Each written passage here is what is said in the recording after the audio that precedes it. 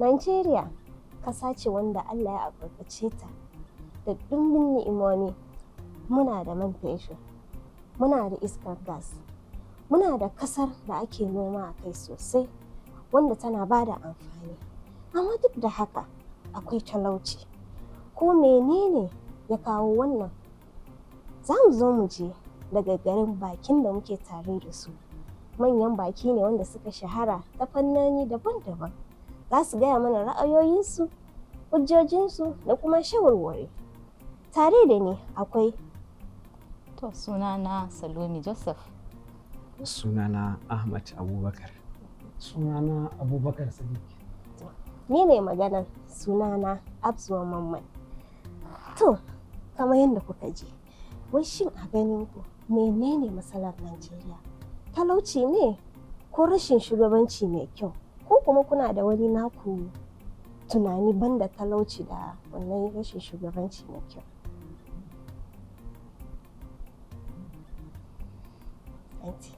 To, dai ba zan ce talauci ne kaɗai ba, ko kuma rashin shugabanci ne kaɗai ba. Duka suna haɗe, suna da nasu. Akwai talauci da kuma akwai rashin shugabanci. Rashin shugabanci shine manyanmu ba sa tallafa ma talakoki inda ya kamata a ce ya kamata su yi. Kamar fannin in an ce lokacin noma, a ce kamar last year zuwa wannan shekara farashin abinci ya fada a kasuwa sosai. Sannan kuma talakoki ne suke noman nan. Talakoki sun yi noma, sun sayi taki da maganin feshi da su maganin gonan duka da tsada. Amma da suka gama sai abinci ya fada, sai ya zama cewa ba amfani, ba su da riba na yin noman nan, ba riba ko kaɗan. Duk abin da suka kashe ba su iya sun dawo da shi ba. Wayansu suna cewa ba amfanin gonan, ba za su sake gona ba. Amma abin da ya kamata gwamnati su yi a nan, ya kamata a ce tunda ana so abinci ya sauki, abu mai kyau ne da aka faɗa da wannan abinci ya yi sauki, amma taki ya kamata a ce an saukar da shi, da su man feshi gona ya kamata duk an saukar da shi, so da talakoki su ma za su samu sauki su samu su yi gonan nan. So a tunaninki ke kina gan kamar akwai gwamnati ita ma tana da nata? Muna da rashin shugabanci mai kyau kenan. Ko ka yarda da abin da ta faɗa? Daga shi magananta, according to my understanding, kusan ni ba zan challenge din talaka akan wannan issue ba. Da laifi gaskiya na shugabanci, idan har akwai good leadership, duk wannan matsalolin da suke faruwa a Najeriya ba za su faru. Kamar yadda kika kawo, aka zo aka yi noma da tsada, da yana da gwamnati ta karya farashin kayan abinci. Manoma da dama, kusan zan iya ce miki almost 50% out of 100 sun haƙura da noma. Saboda abin da ya faru, wai gwamnati ba ta taimaka musu ba. Ya kamata da gwamnati ta kaman karya farashin kayan abinci. Da ita ta karya because buɗe boda ta aka shigo da abinci. Inda ba ta buɗe boda ba, an sayar da abincin da suka noma a Najeriya, da ina ga ba za a samu wannan matsalar da aka. So wannan matsalar da aka samu, aka buɗe boda aka shigo da abinci, gwamnati ta saka subsidy akan harkar abincin, wanda suka noma sai ya zamana sun yi asara fiye da yadda ba a tunani. So kin ga anan laifin gwamnati ne, because gwamnatin ta san haka zai faru. Ya kamata dole da sai ta yi arrangin, ta yi tsari komai. For example, idan ta san za ta shigo da kayan abinci, so manoma sai a misali takin, da a ba su taki, da a ba su kayan aikin noma, za a iya ba su free, because ai mun sani a ɗan ƙananan shekarunmu a baya akwai an ɗan ba da irin tallafin aje a yi noma ɗin da sauransu. But as you said, kamar talakan ma za su suna da laifin kamar yadda kika faɗa. Lokacin da aka ba da kayan amfanin gona, wasu sun karɓa da dama suka ƙi su noma sosai. But amma duk wannan shugabanci, wani lokacin kuma ba ya isa wurin manomi in daga sama za su karɓa su sayar da shi. Kin san gwamnati, Malam Ahmad, ka san gwamnati yanzu da an ce gwamnati, an raba taki, ka ce kana da gona. Ya kamata gwamnati ta turo jagororin ta shiga gonan ka, su yi kamfanin, su san cewa da gaske wani manomi ne. So abubuwa dai da dama, ba zan ja magana sosai ba. amma dai ni according to my understanding gaskiya laifin gwamnati ne. Ni na fi ganin laifin gwamnati. Kin ga da kaman kuɗin a ce yanzu a ce kuɗin ya an raba an wannan an sauke kuɗin sosai. Wanda ma bai da interest a gonan ma akwai possibility ya shiga. Wanda kuma ba so ma ya kwata-kwata ma ba zai je ma ya damu batun taki ba, amma kun ga talakoki da kuɗi kaɗan da suke da shi za su je su nemi taki sosai. Yanzu malama Sunan bari mu ji daga baki na gan tun ɗazu sai wasu yake an taɓo min inda kusan in ce yake mun ƙaiƙayi ne. So ni dai a iya fahimta ta matsalar ƙasar nan ba wai za a iya cewa talauci ne matsalar ƙasar nan. Matsalar ƙasar nan shugabanci ne. Dalili kuwa abin da ya sa na faɗa haka. Shi talauci muna ganin shi dai a zahiri akwai shi. So amma baya taɓa samuwa sai da rashin ingancin shugabancin kansa. Sai an samu kuma waɗansu ɓangarori da suke taɓa wani abin da ya shafi tattalin arziki. Yanzu misali ƙasar nan mun sani muna da ma'adanai, muna da arziki, sannan kuma muna da matasa gogaggu wanda suna da basira. To shugabancin da ake ba a ba wa wa'innan matakan ɓangarorin da ya kamata a ce an ba su gudumawa yadda ya kamata 100% ta yadda za su iya ma'ana me na ce miki matasa ko basiran matasa ba a kamar irin ba su ƙwarin gwiwa wajen fito da shi a fili ta yadda har za a iya abin da sa. Sannan kuma ƙashin al'umman da an san matasa ne.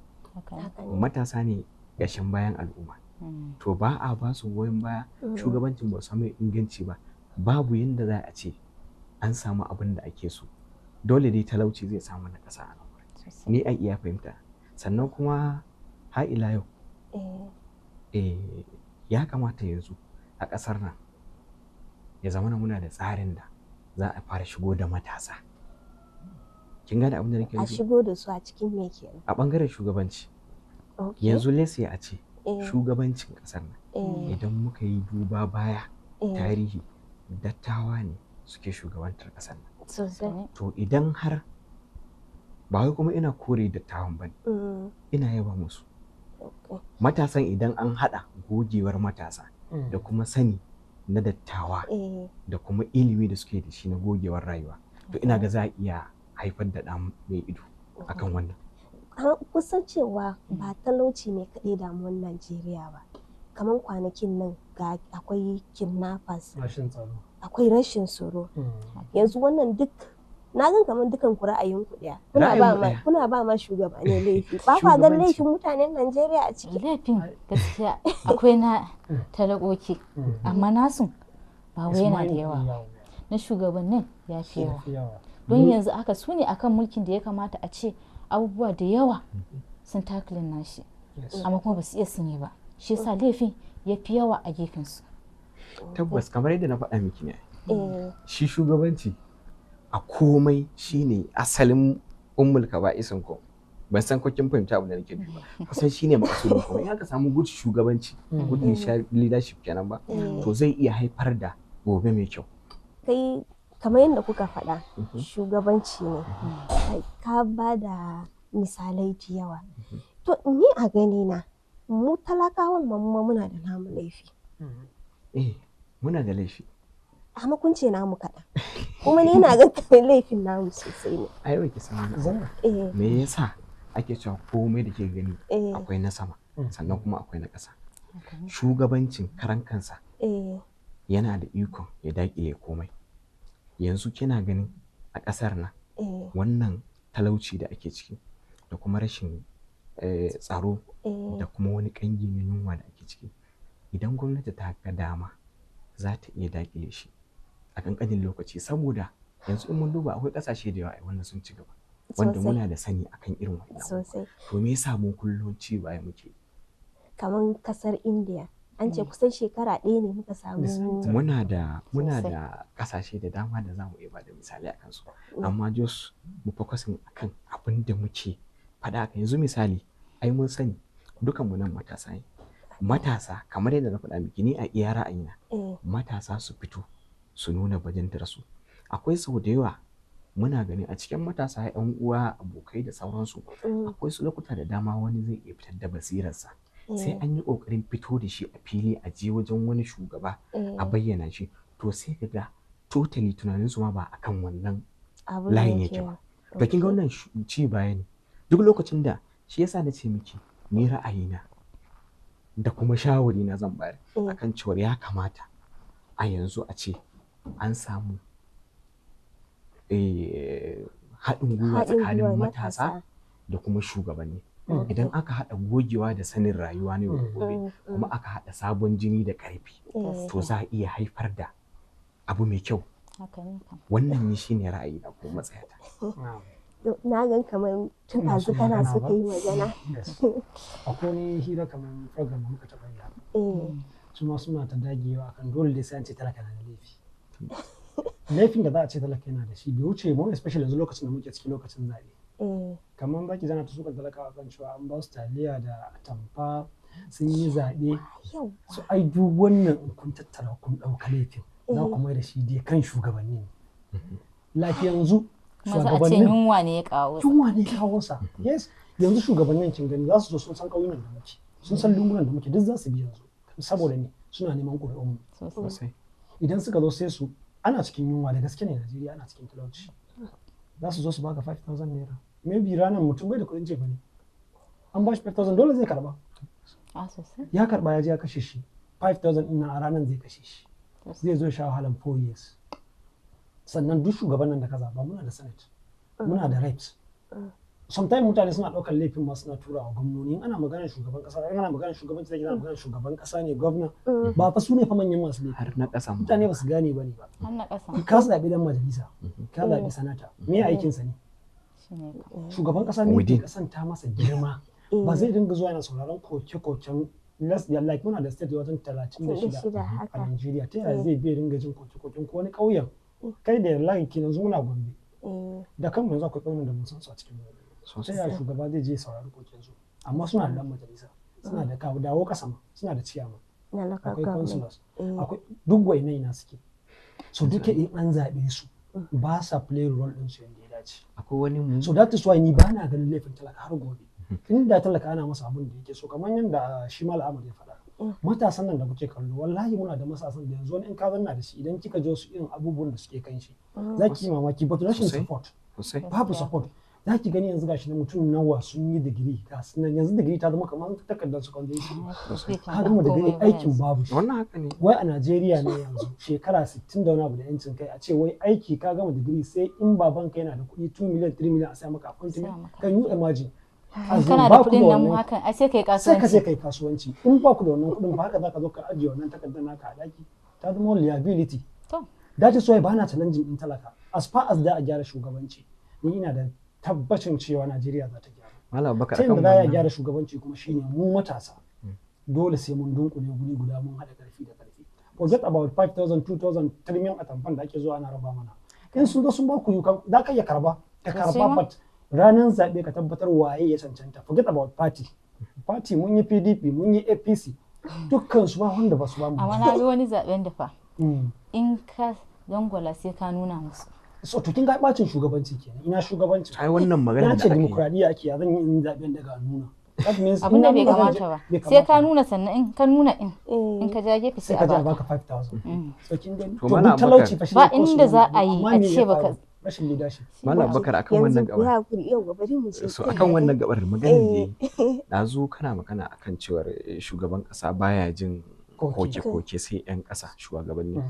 So dazun nan da safe akwai wani guy da na gani a social media yana faɗin cewar shi fa shugaban kasa 'yan barandansa na jikinsa kowane irin shugaba idan ana yawan nuna masa komai lafiya a zo shugaba ya zo a nuna masa cincirundu a zo ana bin sa ana wayewa da sauransu to hakan zai nuna masa cewa sauran talaka ma fa haka ne suna cikin ƙoshin lafiya kamar yadda ka faɗa yanzu sauran 'yan majalisu na ƙasa na jiha da na cikin gida da sanar da wayewa da sauransu su ne alhakin su ji koke su kai mataki na gaba su kai mataki na har ya kai ga inda shugaban ƙasa yake yanzu mai girma shugaba Muhammadu Buhari Allah ya ji kansa ai yayi kokari wanda akwai labari kai ka sani ni na sani akwai labaran da suka fito a zahiri wanda yayi iyakar kokarin sa kamar yadda yanzu dazu anti take faɗa tana magana akan cewar abin da yake jawa in an yi taɓarawa a ita mai kaya kamar yadda ke faɗan ne talakawa ma muna da laifi amma kuma babban mai laifi shugabancin da kawai shine mai laifi saboda an zo an bamu mu yi noma mu yi kiwo mu yi kasuwanci ka je ka ɗauka daga mai ƙara aure sai mai zuwa ya sayi mashin sai mai zuwa ya sayi wani kayan banza ya sayi kayi wayewa da sauransu to can you imagine haka ka ɗauko wa kanka layin da zaka tsiratar da rayuwarka ne ka ɗauko layin ci gaba shi karan kasa shugaban inda zai san asalin abin da kai da wannan kuɗin ba layi ne da ya ɗaura ka akai ba bari ji daɗi ba to akwai ƙoƙari akan wannan to shi wannan gayin da nake faɗa maka ina kai ka maganan da yake faɗa idan har shugaba yana yin abin da bai dace ba to ya kamata ne al'ummar da yake kewaye da shi da yake shugabanta su iya fitowa a zahiri su nuna masa amma me son zuciyarmu mu ɗin kenan ina faɗa miki part of laifinmu da muke da shi amma babban mai laifi kan laifin na shugabancin ne amma wannan a part of laifin da mu muke da shi duk abin da yanzu in zan ɗauko naira kaɗan in baki to kawai ke ni naki ne bari in bi cancanta ko in bi me kai ba in duba tarihin waye kai a baya in san menene na zaɓa ba ma tunanin gobe mu present yau din mu muke tunani mana abakar na gan kamar kana so ka yi magana dan in tsokaci akan magana okay ni dai ba zan taɓa jingina wata da kanshi ba kamar yadda ba zan taɓa jingina wata da kanshi because talaka har kullum baka sani shi fa talaka dan bin ne ba haushe na ci a biya rima a sha kiɗa sai talaka dan bin an shin shata ne ba duk inda kai da shi zai matsalan kasan tun kan haife mu iyayen mu ma za ka musu karfin da cewa za a ba su wutar lantarki da a ba su ilimi lafiya har yau akwai guda ɗaya da muka tashi maza an ba su ba a bada ba har yanzu akan saki talaka da kake kallo yanzu hakan nan sana'u nawa ka sani wanda duka da wutar lantarki suka dogara suka yi in ba wuta ba yanda za su yi abinci talakan Najeriya fa da kake kallo as far as da a bashi waɗansu ɗan ƙananan dama bai damu fa da a sace kuɗin ƙasar nan a yi bai ma san ana yi ba sosai talakan Najeriya idan zai samu abin da zai ci like a ce ka fita gurin neman ka zaka dan samu 5,000 to yanzu mu bar ma duk wannan magana noman ma kuna kallo kamar da muka ɗauko magana noma a farkon hiran mu yanzu noma ne zaki je a yankunan Zamfara Katsina da sauransu noma ne zaka je ka sai kai ciniki da yan ta'addan nan ba sosai ka biya kuɗi wahala fa zuba ne fa noma na da wahala kusan dukan mu nan mun san noma sai ka biya in ta'adda kuɗi fa sannan ka je jeji ka fito da ga gastin abin da so ina laifin talaka yake a nan gurin ya talaka zai ba na jin laifin nan da talaka ka kalla an kawo yunwa an kakaba masa ta yaya za ka zo ka bashi kuɗi ba zai karba ba dole sai ya karba because yana cikin yunwa ka kalla so laifin shugabanci ne idan shugaba ya gyara wallahi na ƙasa dole su za su gyara ai shi talaka obey yake yana obeying ne kawai at any time malam as far as da a mai abin da ya dace idan an yi tabarawa a bita mai kaya kamar yadda na faɗa maka dukkan mu ana ra'ayin mu ne kan kuma muna ganin illar ƙasar nan shugabanci ne da bamu da shi mai kyau to shi karan kansa talakan akwai inda ya kamata a ce yana da laifi laifin mu kamar yadda ka faɗa doma dai kayi magana akan cewa mu yan abiyari ma a sha kiɗa ne gaba kiɗa amma talaka ta yaya mutum bayi da shi ba yanda zai yi ba kuma inda zai sa kansa an zo an abu na ɗinsa a'a ina kai ka to tun farko ya aka yi ya zaɓa ya san kuma misali je yau ya san kuma zai wahala ya san kuma zai wahala ya san zai wahala sannan kuma ya ƙara zaɓa ina so in ji daga kima da masaloli ta baki su da bakin mu ɗaya ne duk maganin kenan ni dai kawai laifin da nake gani na talaka a nan shine da haka ga mutum baya da komai yana jira kawai shi dai kawai yana so ya kwanta a ɗaki sai gwamnati ta kawo masa talaka ya zama cima zannaji amma kun san cewa wannan maganar da kika faɗa yawancin matasanmu yawanci waɗanda sun yi karatu zuciyarsu ya mutu sai su gan cewa in ba wannan ji turawa white collar job shine je office kujera yana amma ga sana'o'i da yawa to ai anan gurin kina ji maganar da ta yi mu kawai mun fi son muna kwance a gida a kuma sama mana ni matsayin mu ɗaya ne ba ina duba bangare biyu ne ni komai ne a ra'ayina komai zan iya cire shi a kowane bangare a bashi adalcin iya daidai gurgurun abu da nisa idan shugabanci ya ɗau 70% mu ma mu ɗau 30% misali ne talaka da ake shugabanta a maganar gaskiya ne. Kana gan kamar hakan zai yi? A serious abun haka yanzu yake. kamar kowane shugaban kasa wanda ya hau mulki sai ya yi shekara 8 wannan kamin ya sauka. Shekara 4 na farko kun ga yanda yake sai an kara gaya maka?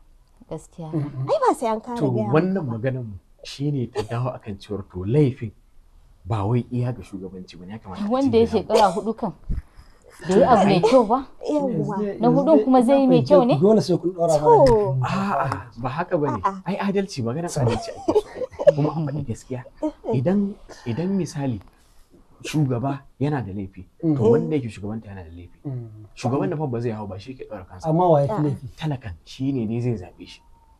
Sannan kuma idan ya zo shi ka bashi ƙuri'ar ka bashi lokacin ka da amincewarka wanda har zai zo ya rubuta maka cewar ga alƙawarin da zai maka abubuwa kaza da sauransu. To zai tafi. Idan ya tafi a wannan lokacin zai mance da kai ne kwata-kwata. Sannan wannan poets ɗin da ya na farko kamar an baka dama ne yaya za mu ci gaba mu tura ko kuma ka ci fita in kawo wani. Ba gani anan ma an baka to wannan shine laifin da ni na bawa bangare guda kenan da kuma waɗansu abubuwan da ba na rasa ba. Amma tabbas shugabanci idan dai yana da kyau da tsari kamar yadda na faɗa miki ne tun da farko. Idan da ana jin daɗi wa'innan abubuwan da muke da shi hankalin mu juyo kai fa gaba ɗaya. Muna da albarkatu waɗanda ƙasashe da yawa mun fi su bila adadi. Sosai. To me yasa mu kullum jiya yau baya muke ci? Me yasa wannan abubuwan suke har yau babu abun da ya sauya akan tsarin abin? Wato kin ga ni inda a ce ina kanki inda a ce muna da shugabanci mai kyau shugabannin nan wa'annan ma'adanan da matasa da muke da su masu basira masu abubuwa na zamani daban-daban ɗalibai ana da shi waɗanda suka yi digiri suka aje kanan kwalaye sun zama kwalaye na kusan banza za a ce karatun kansa ya zama wani iri to idan da a ce waɗannan da muke da shi duka ana shugabantar da su ana wakiltar su yadda ya kamata to da ba a samu talaucin ba kansa da ake magana yanzu. Ok, yanzu ba barin kawo ku an yi maganan ilimi. Akwai kauyuka da yawa in ka je babu ma makaranta. Akwai kauyukan da akwai makarantar ga malamin amma ba sa zuwa. Musamman makarantar gwamnati. To an zo gurin.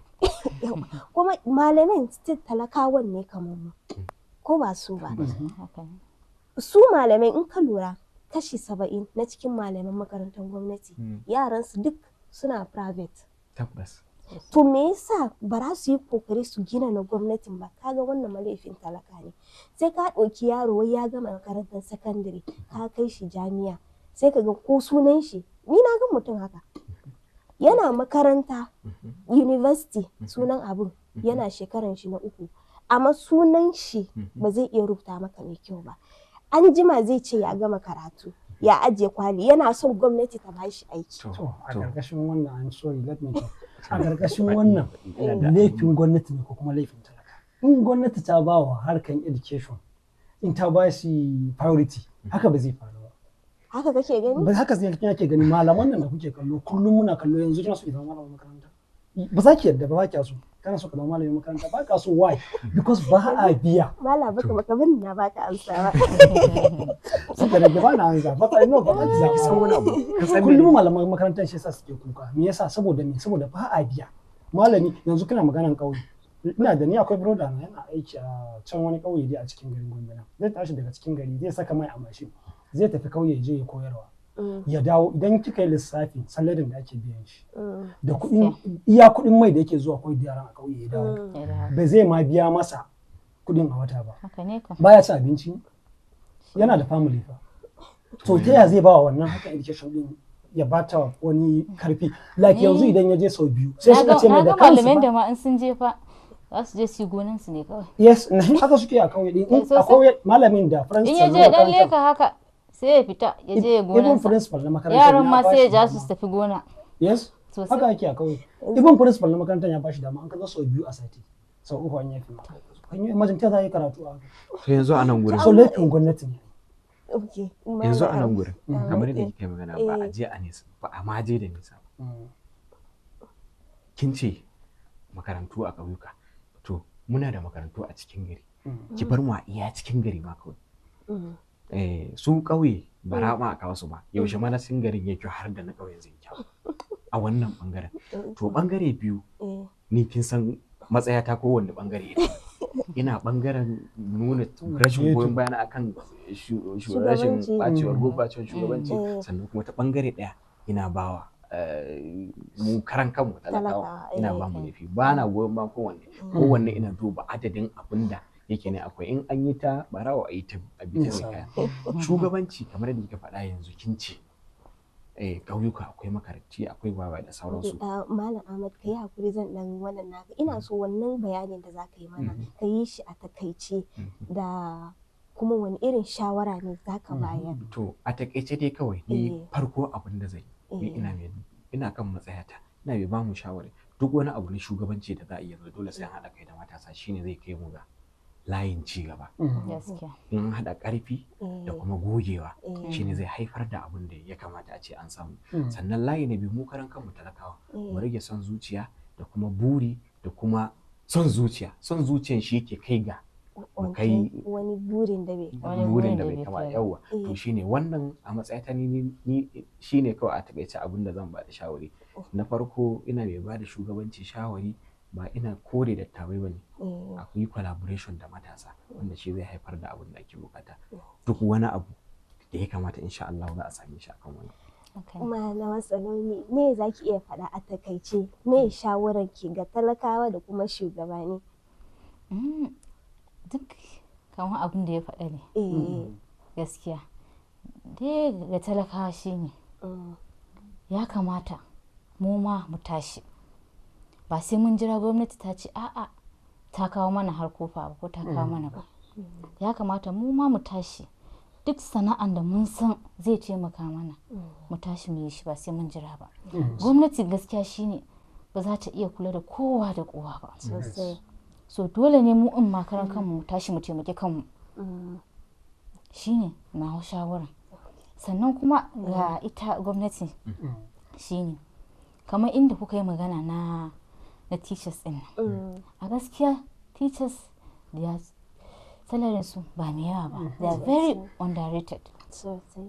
Kuma su ne ya kamata a ce sun concentrate sun koya ma yara da shike su ne future in, yaran su ne future in. To baka ba su ba, yana nan a aji yana tunani a'a ba abincin da zai ci a gida, ba abincin da zai ba ma yaransa, ba abubuwa, ina zai concentrate ya koyar da yara. Gaskiya ne. To ga kai malam Abubakar a takaice. To shawara na guda biyu ne a takaice. Shawara ɗaya zan ja hankali, zan fi mai da hankali akan shugabanni kamar yadda na ce ni su suke da laifi. So that is why zan fara jan hankali akan shugabanni. Su dai shugabannin nan da suke mulkan mu ku sani amana ce mu a gurin ku. Lokacin da kuka zo ka nema amanan mu kuka nema, kuka ɗau amanan mu muka baku. In ka gudu ka je ka tafi Abuja ka zanna ka manta da talakawan ka mai suke ciki za ta 4 years ka dawo ka sani dai ubangiji yana jiran ka a madakata. Shugabanni kenan. Talakan Najeriya shawarar da zan dawo gare mu ba mu da shugabanni, ba mu da leadership a Najeriya. Gaskiya. Amma su waye za su kawo gyara? Talakawan Najeriya mu ne za mu kawo gyara. Yadda za a yi mu gyara kuma shine mu cire kwaɗayi da son abin duniya. Kiran da zan yi da talakawa more especially matasa. Mu tashi mu tsaya mu daina fati, ba ruwanmu da wai APC, PDP, ANPP, ADC, ba ruwanmu da wannan fati ko wai ba fati za mu ba mu yi mutum. Me ya kwalitinsa? Me ya yi wa al'ummarsa? Before yanzu ya zo shi ce yana son mu zaɓe shi a matsayin shugaba. Dole akwai history da za mu samu. So idan muka kawo mana history ka muka duba muka ka cancanta mu zaɓe ka, ba ruwanmu da fatin da mu yake kusa mu zaɓe shi. Mu sa a ranmu maybe shi zai iya cire mana kitse a wuta. Wannan shine kiran da zan yi ga talakawa a takaice. Sakamakon lokaci I have a lot to say but lokaci yayi. Za mu takaita Allah ba mu sa. To masu kallon mu kun dai ji daga bakin bakanninmu da muka kawo su yau. Ni zan ce suna ce shugabanni ne suke da laifi, amma ni gaskiya ina ganin dukkanmu musamman talakawa kuma muna da namu laifi. Kamar yadda suka faɗa, talakawa mu cire son zuciya, mu cire kwaɗayi, mu cire zaman banza, hakan zai taimake mu. Ni ne naku Abzuwa Mamman, sai mun sake sadu da ku a wani shirin na gaba. Mun gode.